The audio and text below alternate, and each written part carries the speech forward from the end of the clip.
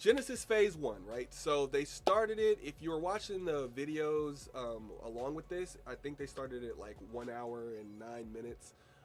This is after all the pre-show, so we won't cover any of the pre-show, mid-roll show stuff.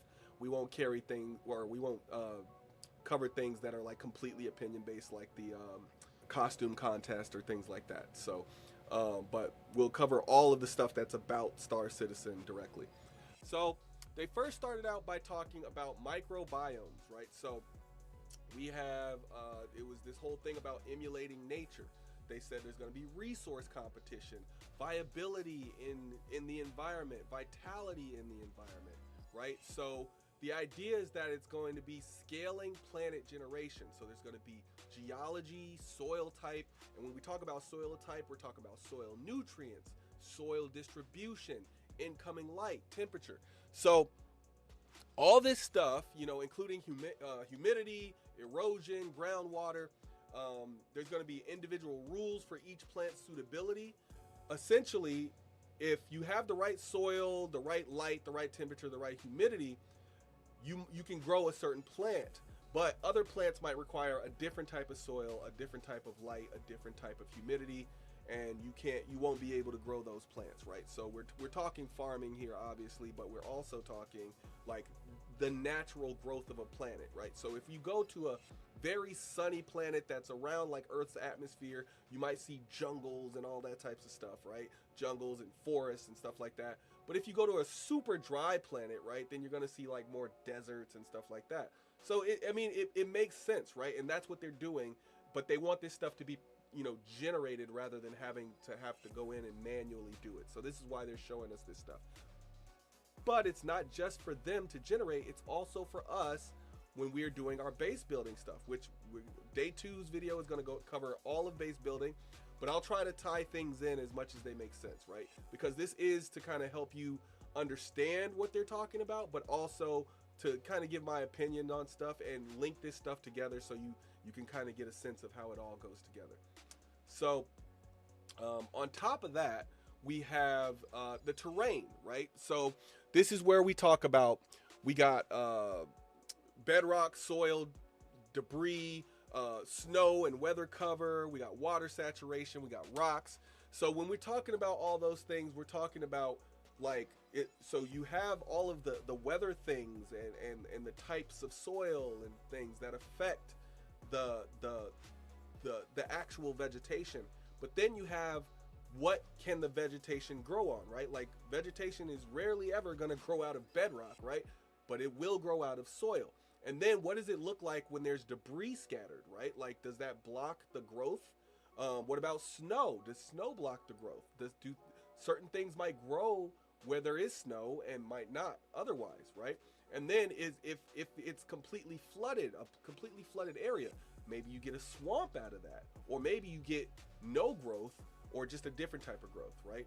And then rocks, obviously, if there's a rock sitting there, maybe it grows from under or around, right?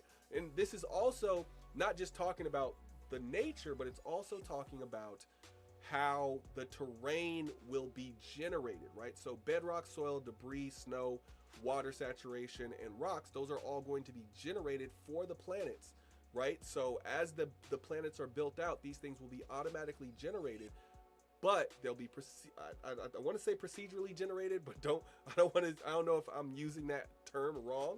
So what I'm essentially saying is it'll be generated and it'll be unique to each planet based on these conditions that they input and say, these are the conditions, generate a planet based on these rules, basically. And that's what Genesis is. Genesis is the set of rules that the what is it called? I think it's called Starchitect. So it is called Starchitect. So I was right. All right. So it's called Starchitect, and essentially they can put in all these rules and see what type of planet it generates, and then if it does something wonky or weird, they can change the rule set to fix that issue. Regenerate and then just have it regenerate that planet if something is wonky or messed up. And that's kind of the idea. They take the they're not taking the control out completely of the developer's hands. They're giving them the tools to create the world that they want to see, right? So if they want a desert world, they would just say it has less water coverage, less humidity, maybe the sun is closer to it, so on and so forth, right? And so that's kind of the idea, right? So we'll talk about the systems and how many worlds and stuff we're getting in day 2, because that's mostly a day 2 thing, I think. But yeah, we're trying to cover this in the order that you watched it. So this is the way they covered it. But let's talk about Flora, right? So Flora, you know, the trees are larger, they require more space and resources. And we'll talk about how that matters for gameplay in just a bit. But the grass, right? It needs more than an average amount of sunlight, right? And slightly below average amount of humidity, but a slightly below average temperature. But it needs a regular pH level and like 1 meter of space to grow. So like specifically talking about, if you want grass to grow, it has to meet all of those things, right? Now, if we rate this on a scale, now I'm inserting my rating into this just so it's easier to understand, right? Because what they put on screen was kind of just like this bar. And some of this stuff I'll put up on screen right here, so you can kind of see what I'm talking about, if I remember to do it. So if you don't see anything, it just means I didn't remember to do it. This is a long video, so I might not have had time to put everything up there. The idea is they put this bar up, and it said, okay, this is the humidity level, and this is the sunlight level, right? But it's not very specific, so I'm gonna rate those things from like 1 to 10, just so you can kind of get an idea of the principle. Now, I'm not saying this is what the exact, you know, measurements and ratings will be. I'm just saying based on where they had things on their little scale, I'm gonna give that a number rating so you can understand what we're talking about. So let's say 1 is the lowest requirement for the resource and 10 is the highest possible requirement for the resource. We would say grass needs a 7 for sunlight, a 4 for humidity, a 4 for temperature, a 5 for pH, and a 1 for space. So 5 would just be a regular amount, based on regular being like, let's say, Earth's amount, right? Sustainable life on Earth as the basis for 5, and then less or higher, whatever. So if we compare like grass to cotton grass, just so you can kind of see how this Flora thing works. Now, mind you, they're just putting these numbers in, and then that tells the planet what to grow.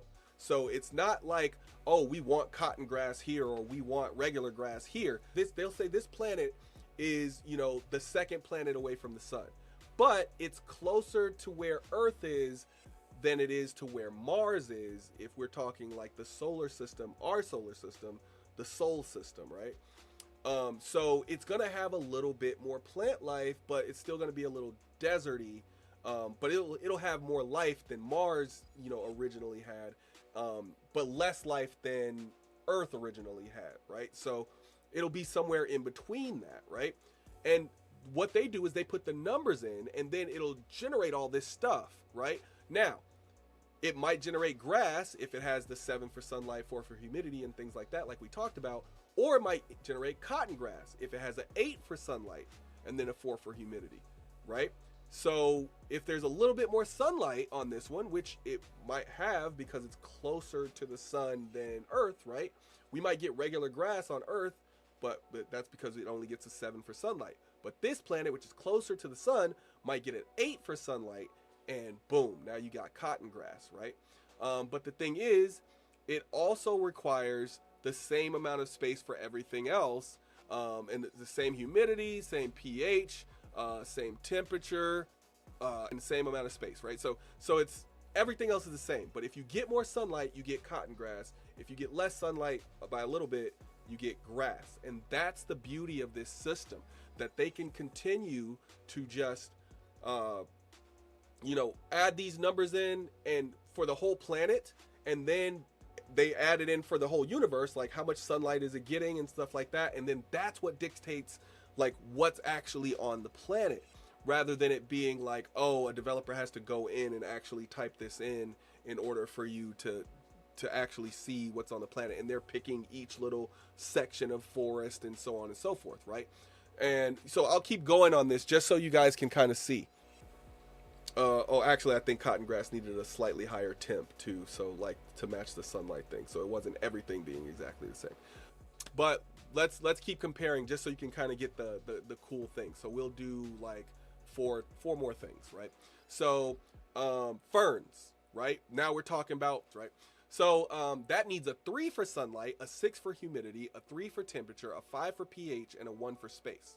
So it requires considerably less sunlight and considerably more humidity than grass, right? So you would expect these things to grow closer to water areas, right? So if you have a more of a desert planet, the part that is like closer to the equator, you're probably not going to see much ferns. But the further you go away from the equator of that planet, the more you might see ferns, right? Now, why does this matter?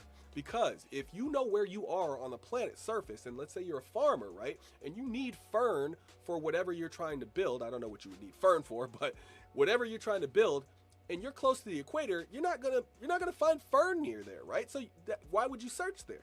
So you would know that you need to go further north or further south, depending on what side of the equator you're on, in order to find fern, and then that's how you would get the seeds for the fern and then bring it back to your hydroponics or whatever, wherever you're doing your farming at, right?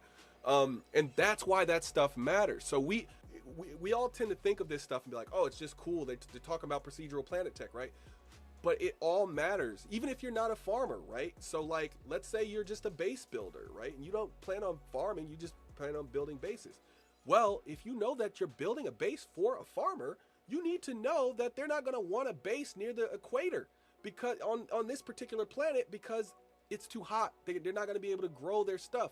So they're going to want something a little bit further north or a little bit further south, depending on what the weather's like. So it's going to touch everything. And this is what the beauty of this presentation is all about. It's the things that we don't think that will affect us, but they do. All right, now let's go to the salix bush. So there's the salix bush, which needs a 7 for sunlight, a 5 for humidity, a 2 for temperature, a 5 for pH, and a 2 for space. Now, it's similar to grass, but it requires very low temperatures. You can tell, right? So now it's like if you get, the same kind of conditions as grass, but now it's colder, right? So now we're thinking maybe closer to the North Pole or South Pole of this planet. Now you're, instead of getting the grass, you just get a bunch of salix bushes, or maybe a different type of grass that we haven't mentioned yet. All right, now let's go to like the trees, right? I think they call these pine trees, but they were listed as Picea mariana. This is where you get something that needs 7 sunlight, 4 for humidity, 3 for temperature, 5 for pH, and 4 for space. So now, it's similar to the salix bush, but it requires way more space. They just put all these numbers in, and then the planet generates it all based on their rule set. And it's really cool when you think about it, because it allows them to create things faster. And that's kind of what we're all like following this game for a long time. And you start to really wonder about the speed of Star Citizen. So it's very interesting to finally see what they've developed to allow them to go faster, which is what we kind of all ask for. So then let's talk weather and age, and then that'll be our last little part of this before we go to Genesis Phase 2. So the age of the flora determines the growth and the look, and the weather determines the look.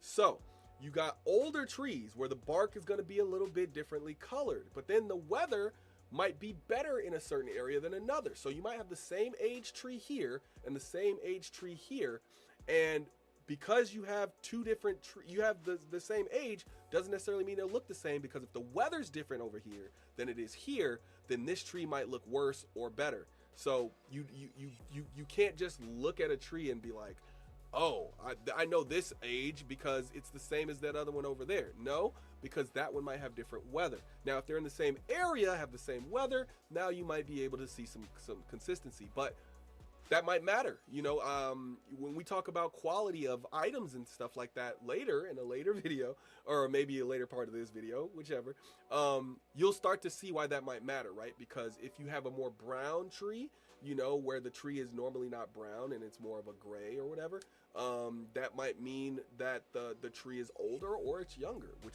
might affect the quality of the wood that you get from it. And the quality of wood does matter.